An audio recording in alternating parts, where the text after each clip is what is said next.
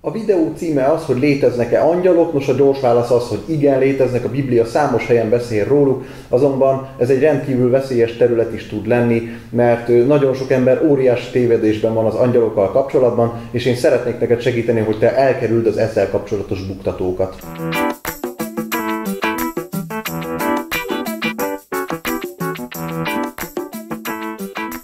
Tehát igen, vannak angyalok, de nagyon sok téves elképzelés van velük kapcsolatban. Ezek egy része aranyos fantázia, például az, hogy az angyalok mondjuk lányok vagy jó csajok. Most a Biblia egyetlen angyal sem mutat be úgy, mint hogy valami jó csaj vagy lány lenne. Egy része információ hiányból eredő tévejgés. Ilyen például az, hogyha ismersz rendkívül kedves, nagyon segítőkész, nagyon szuper aranyos embereket, akkor vannak, akik őket tényleg angyaloknak hiszik.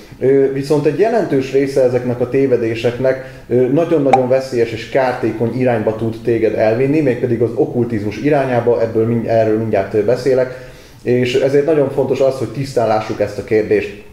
Előtte még elmondok egy-két dolgot az angyalokkal kapcsolatban, amikről a Biblia konkrétan beszámol. Az egyik az, hogy természetesen, hogy léteznek, tehát mint mondtam, sok helyen van róluk említés, de a leges-leges legfontosabb az angyalokkal kapcsolatban, tényleg ez a legfontosabb, hogy ők is ugyanúgy teremtményei Istennek, Isten teremtményei, úgy, mint te meg én, bár az ő teremtésükről a Biblia nem beszél szinte semmit, igazából semmit, és ez azért van, mert ez nem egy lényeges téma, ez számunkra nem fontos, ezzel nekünk nem kell foglalkoznunk, nem ránk tartozik. A lényeg, amit tényleg egyezzél meg, hogy ők is ugyanúgy teremtmények, és Isten a teremtőjük úgy, mint neked, meg nekem.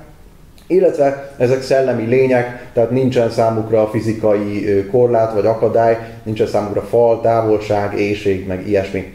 A másik nagyon-nagyon fontos dolog az angyalokkal kapcsolatban, hogy ők szolgáló lények, jó? Tehát Istennek a szolgálatában állnak, és az a feladatuk, hogy teljesítsék azt, amivel Isten megbízza őket. Mivel bízza meg Isten az angyalokat? Hát nagyrészt embereknek a védelmével tulajdonképpen. És korábban, hát a Bibliában van több példa arra, hogy más feladatot is kapnak, például üzeneteknek a közvetítésével is foglalkoztak, de ma már Isten nem angyalokon keresztül közvetíti azt, amit szeretne mondani, mert Isten már más kommunikációs csatornát használ erre, a legfontosabb az a Biblia, de még van több dolog is. Úgyhogy még egy pár dolgot azért csinálnak az angyalok, de nem megyek bele, mert elviszik a figyelmet arról, amit most szeretnék neked mondani. Ugyanis bejött sajnos egy olyan irányvonal, ami kifejezetten azzal foglalkozik, hogy az angyaloknak a világát feltérképezze. Ez már sajnos átmegy okkultizmusba. Mi az okkultizmus? Most én csak egy ilyen saját definíciót így gyorsan összebarkácsolnék hozzá. Tulajdonképpen a láthatatlan spirituális világhoz, akkor itt megállnék, igen, a Biblia világosan beszél arról, hogy nem csak ez a látható fizikai világ van, mint hogy én vagyok, most itt vagyok, meg ez a kanapé, ahol itt ülök, hanem van egy láthatatlan dolog is, de igazából láthatatlan világ is, vagy a világnak egy láthatatlan része, és hogy ehhez a spirituális világhoz egy illegális módon kapcsolódik az ember, tehát ez az okkultizmus. Hogy mitől illegális, azt majd mindjárt elmondom, de mondanék rá egy-két gyakorlati példát. Rengeteg van egyébként, ilyen a jóslás, varázslás, szellemidézés, horoszkóp, jóga, keleti miszticizmus, asztrológia, boszorkányság, meg rengeteg példát lehet még ide mondani. De amit most én ki szeretnék emelni, hogy sajnos ebbe a listába tartozik bele az angyalokkal való foglalkozás is, és az a helyzet, hogy mitől illegális az okkultizmus, attól, hogy én mondom, nem attól, hogy én mondom, hanem mert a Bibliában Isten a tudtunkra adja azt, hogy csak, most nagyon-nagyon figyelj, csak kettő része van tulajdonképpen a láthatatlan világnak, ennek a spirituális világnak. Az egyik az a mennyhez, és Isten dicsőségéhez, és Isten jelenlétéhez kötődik, tehát a mennyhez, és innen származik minden jó, minden dolog, ami, tehát szeretet, a béke, a békesség, az öröm, a kedvesség, a türelem, meg egy csomó ilyen jó dolog, amit te is ugyanúgy szeretsz, tehát ez mind innentől, Istentől van. A másik része a láthatatlan világnak viszont a pokolhoz kapcsolódik, ebben is nagyon világos a Biblia, a sátánnak a fennhatóságához, és innen jön minden gonosz, minden rossz dolog, amire egyszerűen ránézel, és azt mondod, hogy fú, ez rossz, gyerekek, ezt nem kéne.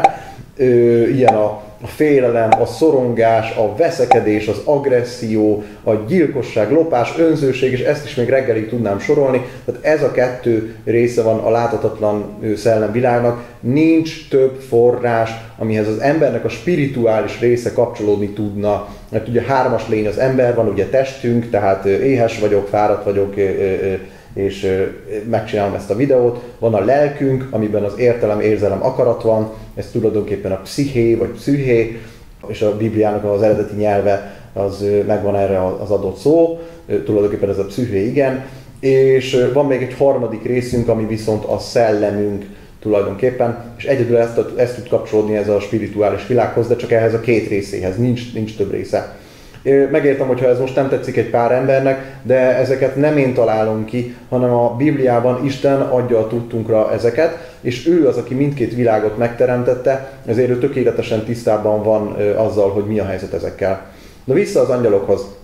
A Biblia világos abban, hogy nekünk nincs dolgunk az angyalokkal, hanem nekünk az angyaloknak a főnökével, a Teremtő Istennel és az Úr Jézus Krisztussal van dolgunk, kommunikálni valónk, tenni valónk.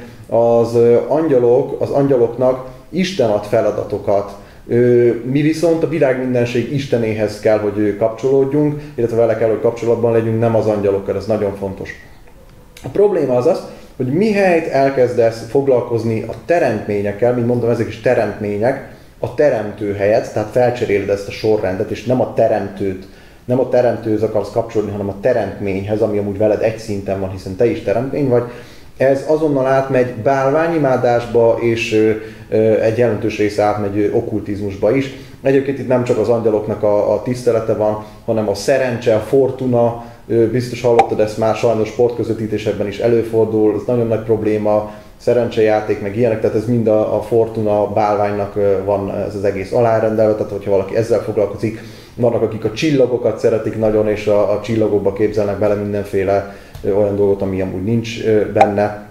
Kegytárgyak, szobrok, képek, tehát ez mind-mind, de nem kell ilyen dolgokban gondolkozni, mert világsztárokat is ugyanúgy imádhatnak az emberek és bálványozhatnak, vagy akár ideológiákat, és még egy csomó minden mást. A bálványimádás és az okkultizmus, nagyon figyelj megint, mert nagyon erős dolgot fogok mondani, de szeretnélek ezzel téged is jó irányba terelni és megvédeni. A bálványimádás és az okkultizmus átkot hoznak be az életedbe, és ettől Isten meg akar védeni. Itt nagyon figyelni kell, ugyanúgy, mint a bűnnel kapcsolatban, itt figyelni kell a szemléletre, mert nem arról van szó, hogy Isten majd megátkoz téged, Isten meg akar téged büntetni, mert nem tudom, miket csináltál. Nem Isten akar megbüntetni, hanem mivel 2 forráshoz lehet kapcsolódni, ahogy az előbb elmondtam, a láthatatlan világot illetően, egyszerre nem kapcsolódhatsz a mennyei és az ördögi forráshoz. Egyszerre nem tudsz egyszerre mindkettőhöz tartozni. És hogyha az utóbbit választod, akkor mi a probléma, hogy kikerülsz Istennek a védelme alól.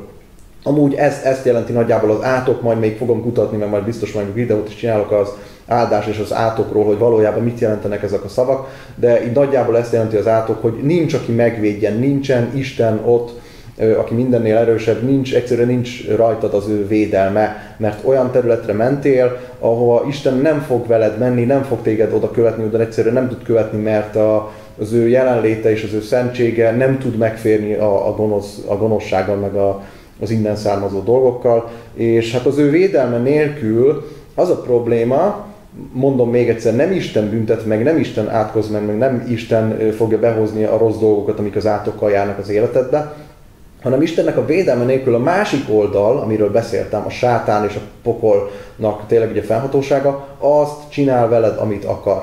Csináltam már erről videót, mert ugye a szándékai a sátának nem ismeretlenek előttünk, ahogy mondja a Biblia. Nem bírod már című videót ide kattintva tudod megnézni, meg a leírásban is megtalálod. Itt már beszéltem arról, hogy mik a sátánnak a szándékai és a tervei veled, meg egyébként velem is. És ezt tulajdonképpen, hogyha okkultizmusba és bálványimádásba mész bele, vagy hogyha én mennék bele, akkor ezeket szabadon megcsinálhatná. És ez a te választásod és a te felelősséged. Én óva intelek attól nagyon-nagyon, hogy belemenj az angyalvilágnak a feltérképezésébe, óvaintelek attól, hogy belemenjél angyaloknak a neveibe. Tehát a Biblia világosabban, hogy nem is tudom, hogy hány, nem mondja meg konkrétan a számot, de azt tudjuk, hogy több millió angyal biztos, hogy van, tehát megszámlálhatatlan sereg, sokaság. Most ebből a megszámlálhatatlan sok angyalból kettőnek tudjuk összesen a nevét, Mihálynak és Gábrielnek. A Bibliának tényleg az ihletett 66 könyvéből ennek a kettőnek a neve derül ki. Nincs több a angyal név, ami kiderül, nincsen Rafael, nincsen 7 fő angyal, meg nem is tudom még, hogy mik vannak, meg kik vannak, meg hogy ezeket ilyen Biblián kívüli misztikus iratokból szedték, meg apokrif iratokból. Ezek nincsenek benne a Bibliában, tehát ne menj bele angyaloknak a neveibe. Óvaintelek tőle, hogy belemenjél angyaloknak a listázásába, angyaloknak a rangjaiba, vagy rangsorolásába, meg főleg az angyalokkal való kommunikációba, és azt se szabad csinálni, hogy az angyaloknak ilyen feladatokat osztogatunk, meg ilyen parancsokat osztogatunk, mert erre is hallottam már sajnos példát. Mindez nem a te hatásköröd, és nem az én hatásköröm. Neked arra kell koncentrálnod, illetve én arra bátorítalak téged, hogy arra koncentrálj, hogy ismerd meg az Úr Jézus Krisztust, a legfontosabb, ismerd meg egyszerűen Istent, és ismerd meg a Bibliát, amit Isten ajándékozott tulajdonképpen neked, meg nekem, hogy megértsük azt, hogy Isten hogyan gondolkozik a világról, és hogy konkrétan rólad, meg rólam is hogyan gondolkozik, nem csak úgy általánosan a világról, hanem személyesen mindannyiunkról, és hogy lehet vele élő és személyes kapcsolatba kerülni, mert Isten is ilyen élő kapcsolatban szeretne velünk lenni, többféle relációban, tehát úgy, mint a szülő a gyermekkel, úgy, mint a barát a baráttal, és még nagyon sokféle reláció megjelenik, vagy ilyen kapcsolati forma megjelenik a Bibliában, ahogy Isten szeretne velünk kapcsolódni, és én arra bátorítalak téged, hogy ezzel foglalkozzál. Ezzel kapcsolatban itt a képernyőn láthatod néhány korábbi videónak a kis indexképét, vagy kis képét, amiket ide a videónak a leírásába is mindegyiket beleteszem. Én azt javaslom, hogy ezeket mindenképpen nézd végig, hogyha esetleg nem láttad, mert ezek segítenek neked, hogy a lényeghez kerüljél közel, Istenhez kerüljél közel, és hogy ne olyan dolgokkal foglalkozzál, amik eltérítenek az Istenhez való közeledéstől. A következő videóban egy videósorozatot fogok ajánlani, amin keresztül nagyon-nagyon sok kérdésedre, remélem, hogy vannak kérdéseid, nagyon sok kérdésedre választ tudsz kapni az élet értelmével kapcsolatban, adhat ennél többet az élet, meg egyáltalán mi ez az egész, hittel kapcsolatban, Istennel, Jézussal, és még rengeteg ehhez kapcsolódó dologgal, illetve témával kapcsolatban, meg ilyesmi témákban, úgyhogy érdemes lesz velem tartani, találkozunk legközelebb.